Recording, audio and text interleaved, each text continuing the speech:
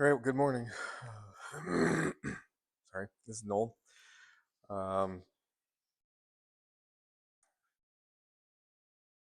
just getting going, getting everything taken care of for the morning, and uh, it's just me and two of my daughters this weekend. So got some coffee and donuts, and yeah, we've done Chicago, Minneapolis, and New York City drop off for puppies in the last 2 days, and yeah, it's been pretty good, and we only have three Cavalier puppies that a girl and two boys, and so they first pick for the boys is gonna take a look at those today, those two boys, and see which one she wants, and so we'll get that all set up, and uh, yeah, they're really cute puppies. So I was hoping to have more, so I could have kept one for myself here, but it's okay. Maybe next time, and uh, yeah, so still quite a bit of stuff to do today, and uh, we gotta get the nursery kind of turned over. Um, so Haven, um, one of our little F1 Cavapoos, is due around like November 2nd. So I'll get her spot all ready to go in the nursery in the house, and all that kind of stuff. So she can move in there this week and have we give them a week or so to move in and get comfortable and all that kind of stuff, nest and everything. So yeah, a lot to do today, but we're gonna continue Mark 13 and 14, and yeah, I'm just gonna jump right into it. It's kind of long, so I don't know. See if you can bear with me here. Um,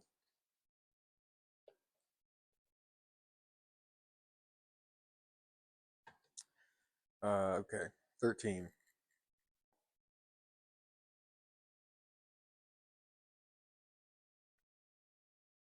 As he was leaving the temple, one of the disciples said to him, "Look, teacher, what massive stones! What magnificent buildings! Do you see all these great buildings?" Jesus, replied Jesus. "Not one stone here will be left on another. Everyone will be thrown down." As Jesus was sitting on the Mount of Olives, opposite the temple, Peter, James, John, and Andrew asked him privately, "Tell us when these things will happen, and what will be the sign that they are all about to be fulfilled?"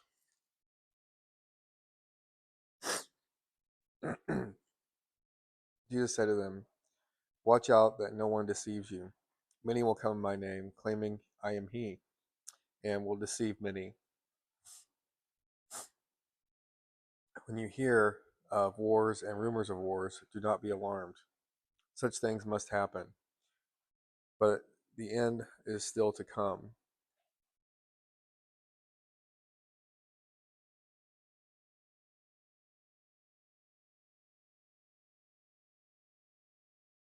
Nation will rise against nation, and kingdom against kingdom. There will be earthquakes in various places, and famines. These are the beginning of the birth pains. You must be on your guard. You will be handed over to the local councils and flogged in the synagogues. On account of me, you will stand before governors and kings as witnesses to them. And the gospel must first be preached to all the nations. Whenever you are arrested and brought to trial, do not worry beforehand about what to say. Just say whatever is given to you at the time, for it is not you speaking, but the Holy Spirit.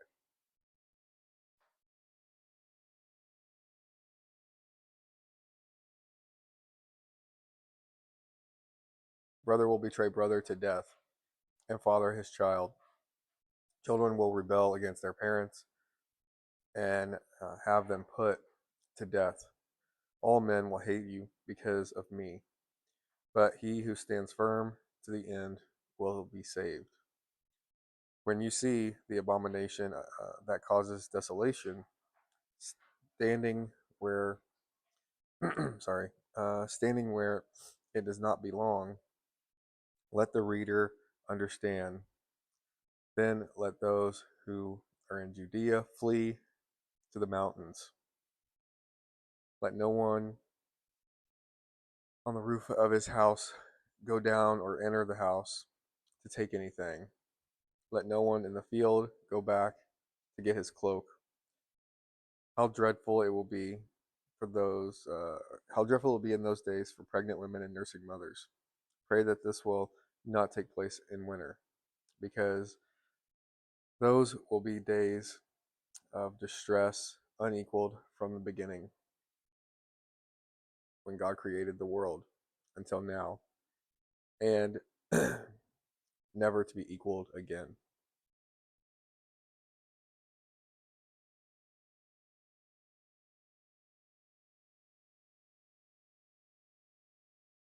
If the Lord had not cut short those days, no one would survive. But for the sake of the elect whom he has chosen, he has shortened them.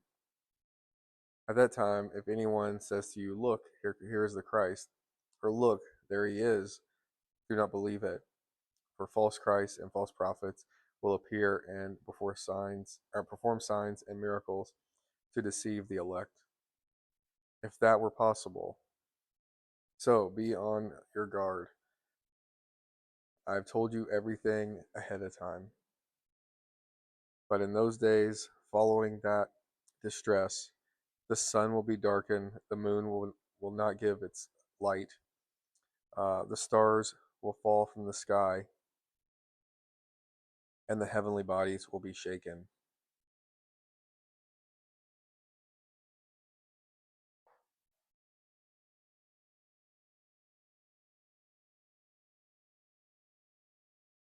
At that time, men will see the Son of Man coming in the clouds, with great power and glory. And he will stand his, sorry, I have a hard time seeing it. And he will send his angels and others and gather his elect from the four winds, from the ends of the earth to the ends of the heavens. Now, learn this lesson from the fig tree. As soon as its twigs get tender and its leaves come out, you know that summer is near. Even so, when you see these things happening, you know that the end is near, right at the door. I tell you the truth, this generation will certainly not pass away until all these things have happened. Heaven and earth will pass away, but my words will never pass away. Okay.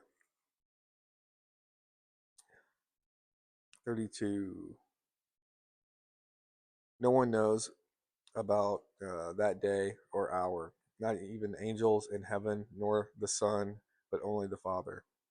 Be on guard, be alert. You do not know when that time will come. It is like a man going away. He leaves his house and puts his servants in charge, each of them, let's see, each with his assigned task, and tells the one at the door to keep watch. Therefore, watch, because you do not know when the owner of the house will come back. whether in the evening or in the midnight, or when the rooster crows, or at dawn.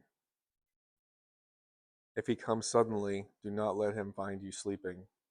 Whatever you, what I say to you, I say to everyone: watch.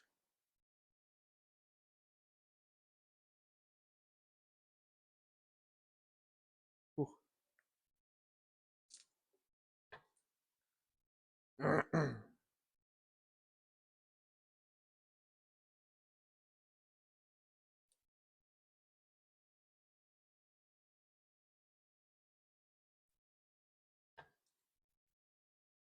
That's some chapter.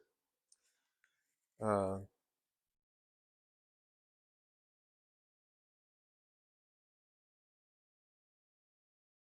let's go to 14. It's pretty long, so I'll do my best. All right, Mark 14. Now the Passover and the Feast of Unleavened Bread were only 2 days away, and the chief priests and the teachers of the law uh, were looking for some sly way to arrest Jesus and kill him, but not during the feast. They said, for the people may riot. While he was in Bethany, reclining at the table in the home of a man known as Simon the leper, a woman came with an alabaster jar of very expensive perfume made of pure nard. She broke the jar and poured the perfume on his head. Some of those present were saying indignantly to one another, "Why this waste of perfume? It could have been sold for more than a year's wages and the money given to the poor." And they rebuked her harshly. "Leave her alone," said Jesus. "Why are you bothering her? She has done a beautiful thing to me. The poor you will always have with you, and you can help them any time you want. But you will not always have me."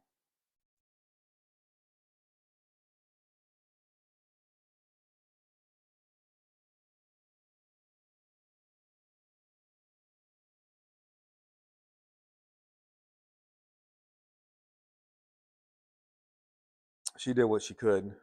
She poured perfume on my body beforehand to prepare for my burial. I tell you the truth. Wherever the gospel is preached throughout the world, what she has done will also be told in her memory. Then Judas Iscariot, one of the 12, went to the chief priests to betray Jesus to them. They were delighted to hear this and promised to give him money. So he watched for an opportunity to hand him over. On the first day of the Lord's feast of unleavened bread, when the when it was customary to sacrifice the Passover lamb, Jesus' disciples asked him, "Where do you want us to go to make preparations for you to eat the Passover?"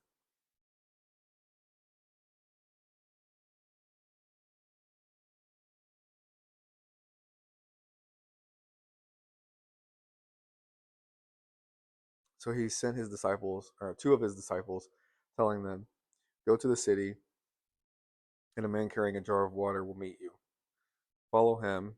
Say to the owner of the house that he enters." The teacher asked, "Where is my guest room, where I may eat the Passover with my disciples?" "He will show you a large upper room, furnished and ready. Make preparations for us there." The disciples left, went to the city, and found things that just as Jesus had told them. So they prepared the Passover. When evening came, Jesus arrived with the 12. While they were reclining at the table eating, he said, "I tell you the truth. One of you will betray me, one who is eating with me.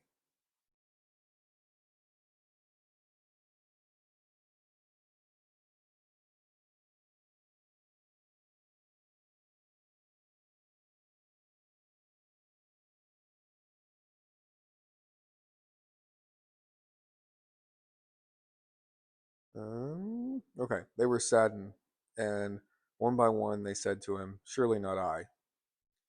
"It is one of the 12," he replied, "one who dips bread into the bowl with me.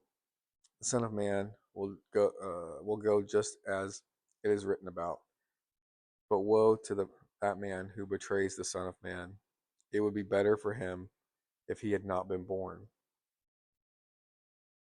While they were eating, Jesus took the bread, gave thanks, broke it, and gave it to his disciples, saying, "Take it, this is my body."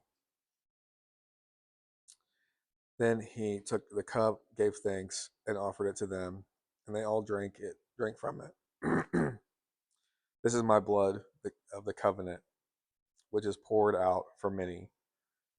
He said to them, "I tell you the truth, I will not drink again of the fruit of the vine until that day when I drink it anew in the kingdom of God." When they had sung a hymn, they went out to the Mount of Olives.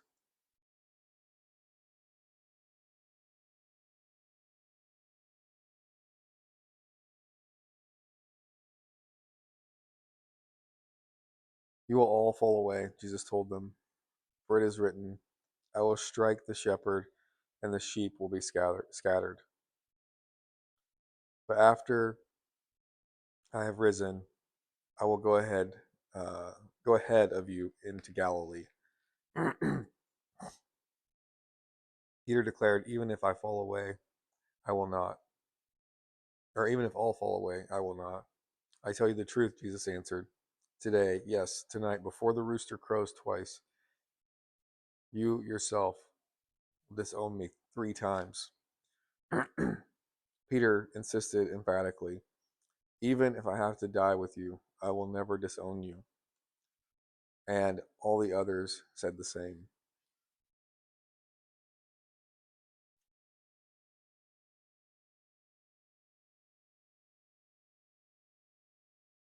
They went to a place called Gethsemane, and Jesus said to his disciples, "Sit here while I pray."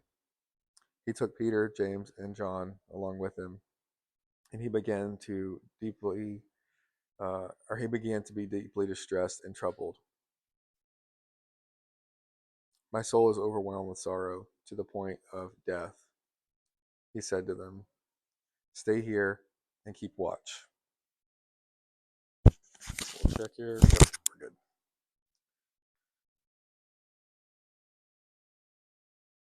Going a little farther, he fell to the ground and prayed that, if possible, for the hour might pass from him. "Abba, Father," he said, "everything is possible for you. Take this cup from me, yet not what I will, but what you will."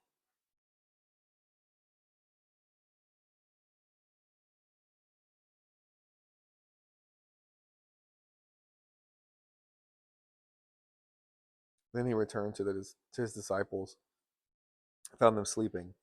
"Simon," he said to Peter, "are you asleep? Could you not keep watch for 1 hour? Watch and pray so that you will not fall into temptation. The spirit is willing, but the body is weak." Once more, he went away and prayed the same thing. When he came back, he again found them sleeping, because their eyes were heavy. They did not know what to say to him. Returning the third time, he said to them, "Are you still sleeping and resting? Enough. The hour has come. Look, the Son of Man is betrayed into the hands of sinners. Rise, let's go. Here comes my betrayer."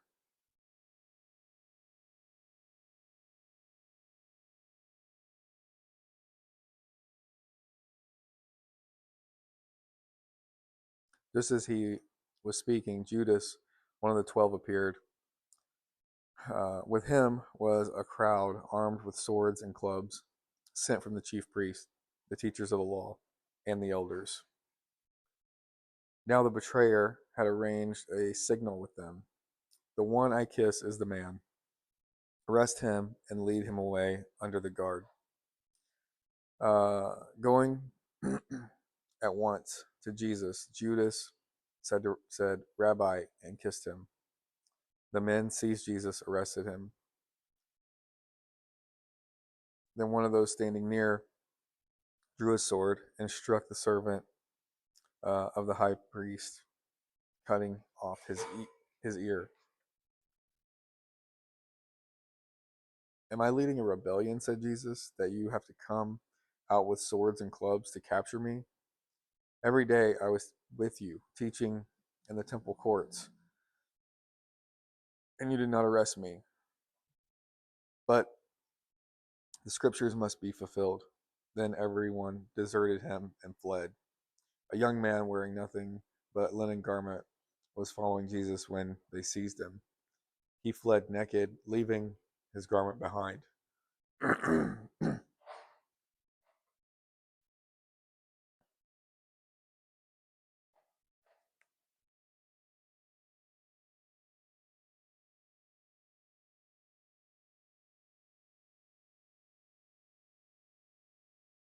They took Jesus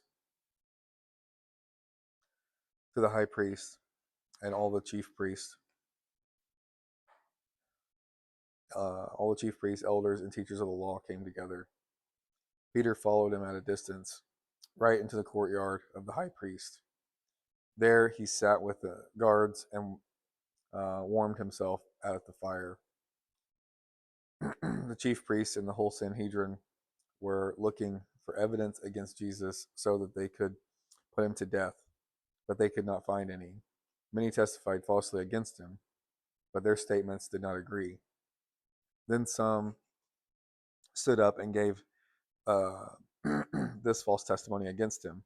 We heard him say, I will destroy this man-made temple, and in 3 days will rebuild another, not made by man. Yet even then their testimony did not agree. Then the high priest stood up before them and asked Jesus, are you not going to answer? What is the testimony that these men are bringing against you?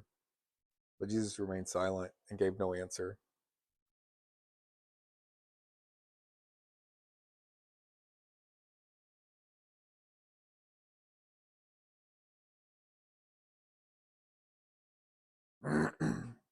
Again, the chief priest asked him, are you the Christ, the son of the Blessed One? I am, said Jesus. And you will see the Son of Man sitting at the right hand of the Mighty One and coming on the clouds of heaven. The high priest tore his clothes. Why do we need any more witnesses? He asked.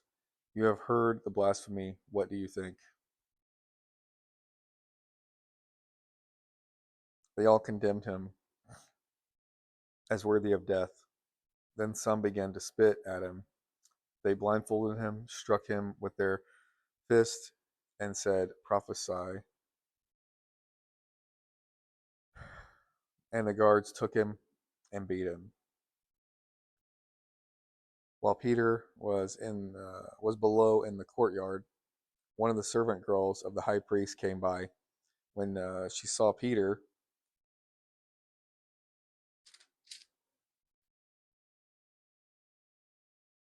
warming himself, she looked closely at him.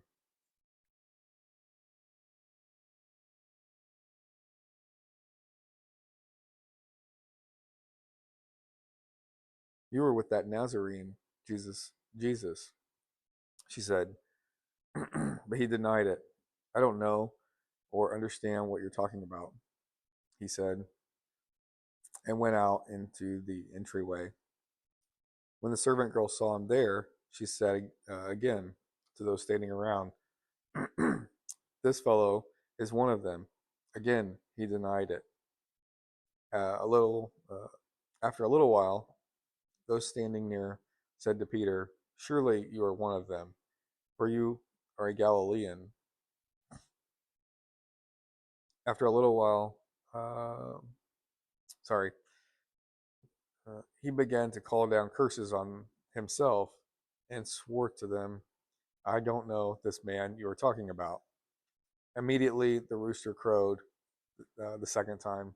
Then Peter remembered the words Jesus had spoken to him. "Before the rooster crows twice, you will disown me 3 times." He broke down and wept.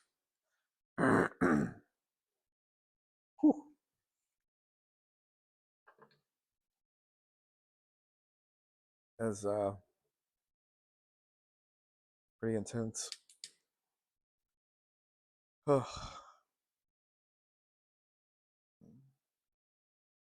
I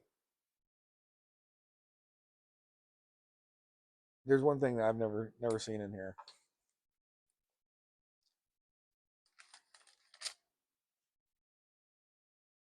Or at least I'm not really remembering.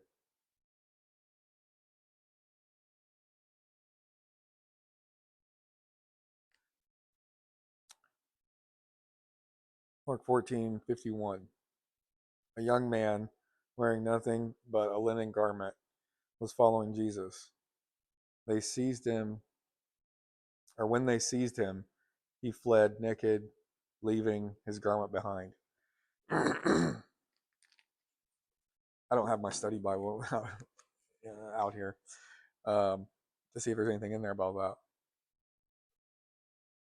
Where's this guy from? A young man wearing nothing but a linen garment is following Jesus.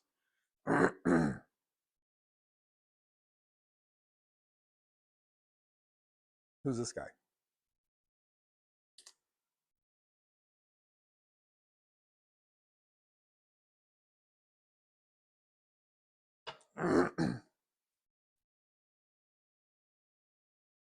I've not, yeah.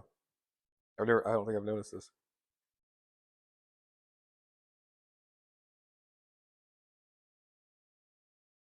I gotta figure that out. Um, that'll have to happen later. Uh, it's just interesting, you know. Is it just a random dude or somebody we should know? They're That's just another example of people that were following Jesus that got scared when he got arrested and all that kind of stuff and fled. Um,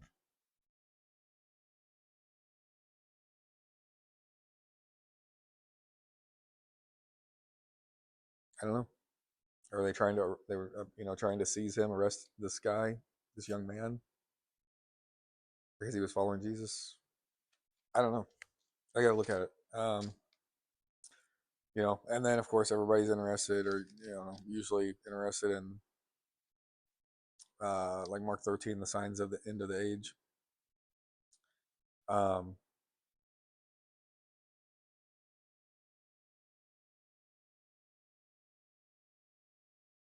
I don't know. I try not to get too into that. As far as like making that a focal point. Uh,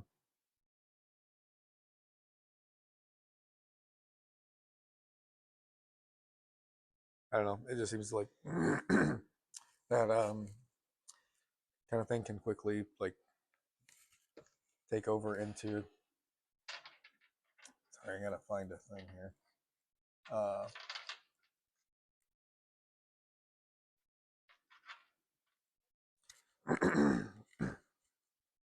Focusing on like looking for signs of the end is like a hobby for a lot of folks, I think. Um, and I get it. I mean, it's interesting. um,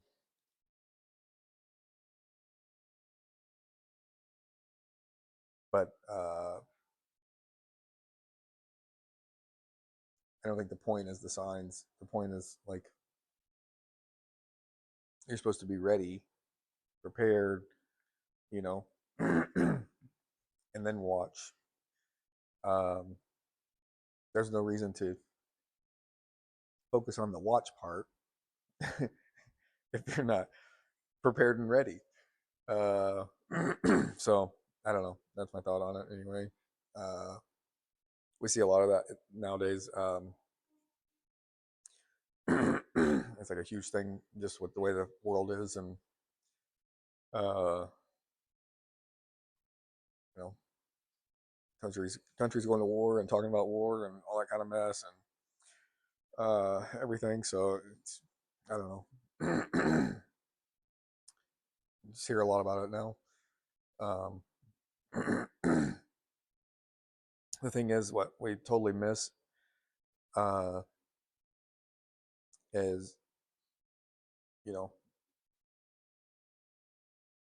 my number, your number, whatever. It can be called tomorrow. It can be called today. Like, uh, and we spent all this time watching for signs, and listening to the war and rumors of war type stuff and all this mess, and not not you know being prepared and all of that.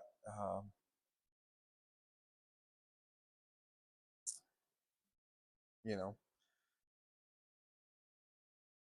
to enter the kingdom of God, and I don't know. I think that's it can be a huge. I don't know. I don't know if you want to call it a scheme of the enemy or what, but excuse me. It just I know it's super easy to get off and focus on that kind of stuff, and I don't know. This shouldn't be the focus.